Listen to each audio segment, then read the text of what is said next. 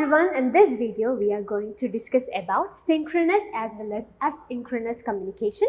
So these two terms are really important from various perspectives. You can actually see these terms in communication, in ICT, and also the application of this can be seen in teaching aptitude. So if you know what the synchronous and asynchronous communication is all about, then you can actually use this in various modules. And also if you consider questions that are coming from this area, it's really simple. Or if you know the concept, then to answer those kinds of questions will be really easier for you. So without any delay, let's consider these two different terms, and also we'll be considering the examples that can be associated with these types of communication, and also we'll be looking at a few previous year questions that were asked from this area as well.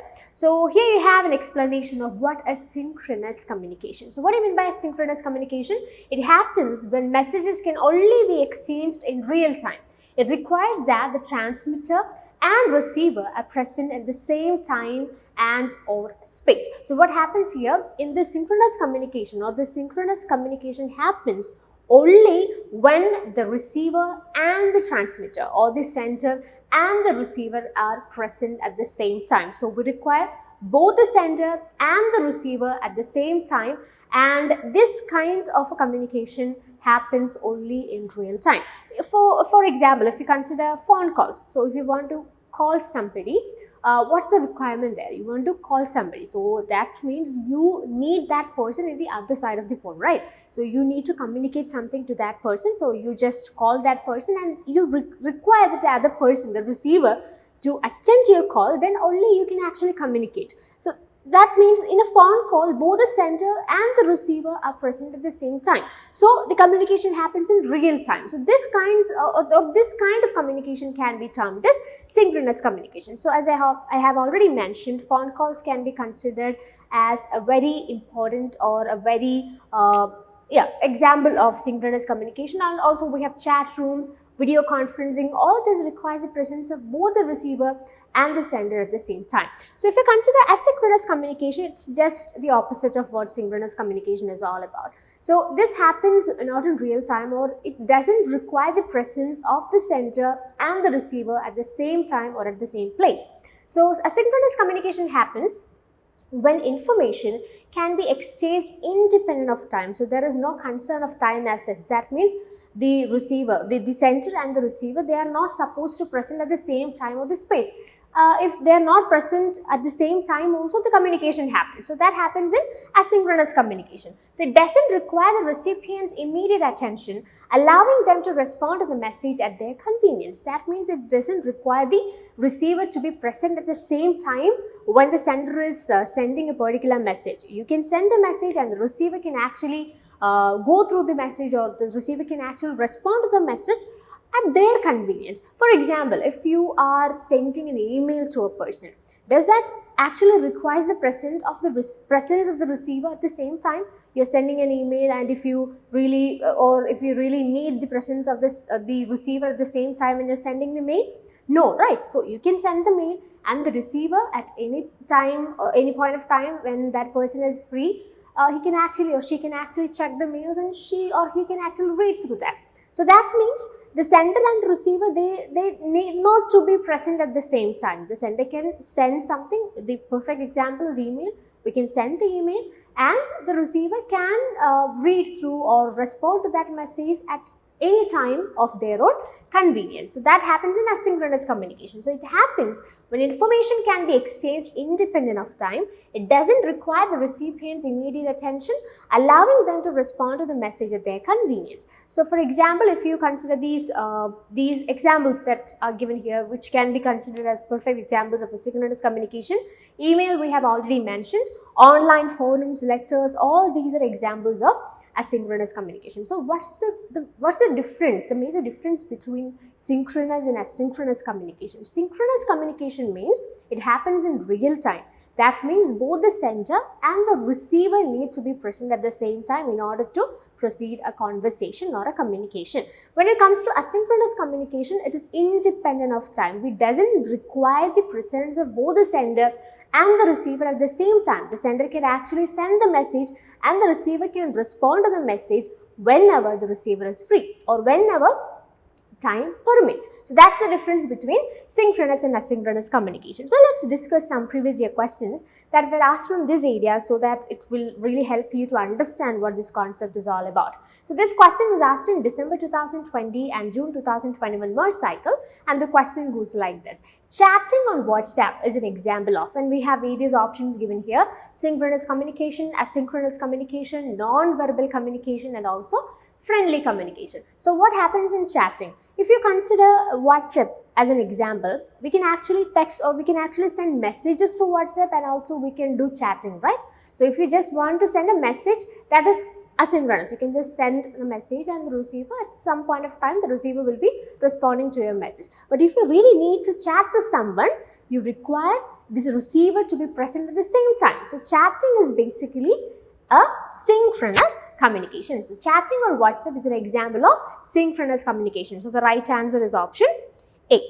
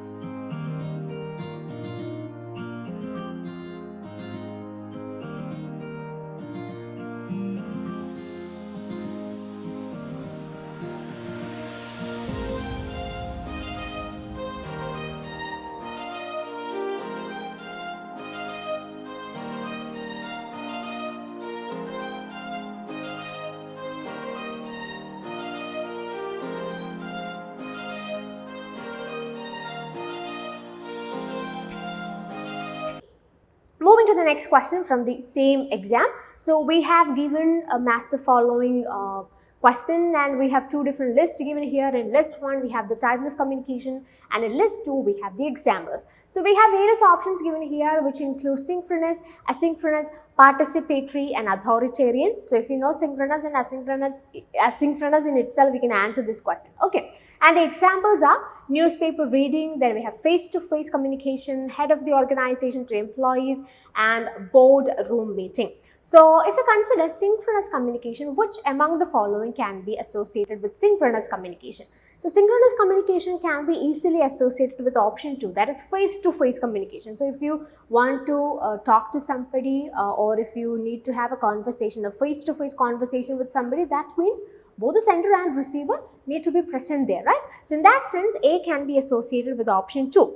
So if you consider the combinations or the options that are provided here, we have only one option that contains A that is linked to 2, that is option C, right? A is 2. So in that itself we got the answer, but anyway we'll just go through the other options too. So then we have asynchronous communication. So asynchronous communication you can associate with newspaper reading. So newspaper reading is an asynchronous process of communication. Then we have participatory communication. So participatory of course you can associate with option 4, boardroom meeting, right? And then we have authoritarian communication, which can be associated with option 3, head of the organization to employees. So participatory and authoritarian is self-explanatory, and in this question if you just know what synchronous and asynchronous communication is, and also if you can identify the correct examples that you can associate with these two types, then it's really easy for you to come up with the right answer, right? So in that sense, what's the right choice? We have A as 2, B as 1, then we have C as 4, and D as 3. So we already identified the answer from the first option itself, A2, B1, C4, D3, that is option C. So the right answer is option C itself. Moving to the next question, and this was asked in December 2022 exam. Real-time communication media are known as, and we have the options: vertical media, then we have asynchronous media, synchronous media, grapevine media. So real-time communication, of course, it can be associated with option C, that is synchronous media. So if you consider this term grapevine is again a very important term that we use in communication. We have grapevine communication, that is a term that we use in order to represent informal communication. Okay, anyway, the right answer for this question, real-time communication, can be associated with synchronous media, and the right answer is option C. So here comes the significance or the crossing of the modules communication as well as this ICT or those kinds of areas. Okay, so real-time communication happens in which kind of media? That is synchronous media. So the right answer is option C. Next question from the same exam: what is the difference between asynchronous and synchronous communication? And we have various options given here, and the options goes like this. Asynchronous is real-time communication, while synchronous is one with technology. Asynchronous is communication that does not occur at the same time, while synchronous communication occurs at the same time. Then we have asynchronous communication includes instant messaging, while synchronous communication includes email. Asynchronous communication is fast and instant, while synchronous communication is collected at a single point in time. So if you consider the options that are given here, so let's consider option A. It says that asynchronous is real-time communication. From that sentence or from that phrase itself, we can identify that option A is wrong, because asynchronous is not real-time communication, right? Asynchronous means it happens, it is independent of time. That is what we said already. So asynchronous is real-time, so that option is wrong. If you consider option C, asynchronous communication includes instant messaging, and synchronous communication includes email. So they have provided you with some examples. So in this particular option, again it's false, because synchronous communication cannot be associated with email. Synchronous can be actually associated with instant messaging or chatting for that matter, and asynchronous communication is what email stands for. And then we have option D, asynchronous communication is fast and instant. No, it's not like that, it's independent of time. So in that sense, option D is again wrong. And coming back to option B, it says that asynchronous is communication that does not occur at the same time. That's right, it's independent of time, while synchronous communication occurs at the same time. So it happens in real time, or it occurs at the same time. So in that sense, the right answer for this question is option B. So of course, the right option that you can choose here is option B. So in this video, we have discussed about synchronous as well as asynchronous communication. We just identified the differences between these two, and also we tried to come up with some examples so that you can actually identify the right choices when it comes to exams.